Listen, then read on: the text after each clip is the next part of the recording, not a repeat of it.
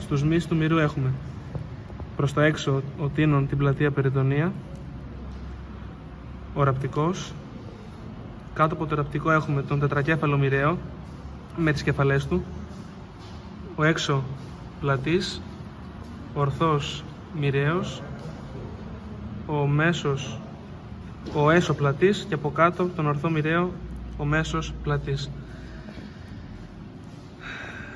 Από έσω προς τα έξω μείζον μοιραία φλέβα, μοιραία αρτηρία και μοιραίο νεύρο, η μείζον σαφηνής φλέβα, η οποία εκβάλλει στην μοιραία φλέβα, η οποία στην περιοχή της κνήμης συνοδεύεται από το μείζον σαφηνές νεύρο, μακρός προσαγωγός, μέγας προσαγωγός, κτενίτης.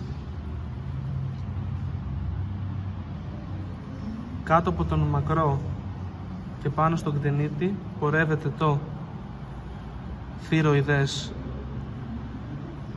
νεύρο.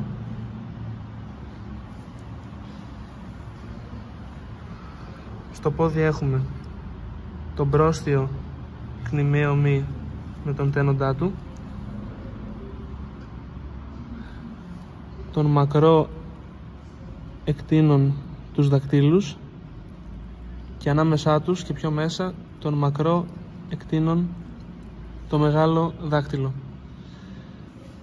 Ανάμεσα στον πρόστιο κνημαίο και τον μακρό εκτείνων το μεγάλο δάκτυλο παρατηρούμε την πρόστια κνημαία αρτηρία και το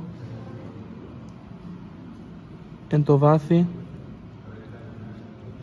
περοναίο νεύρο και προς τα έξω το επιπολής περοναίο νεύρο, το οποίο διακλαδίζεται στο έσω και ραχαίο δερματικό νεύρο.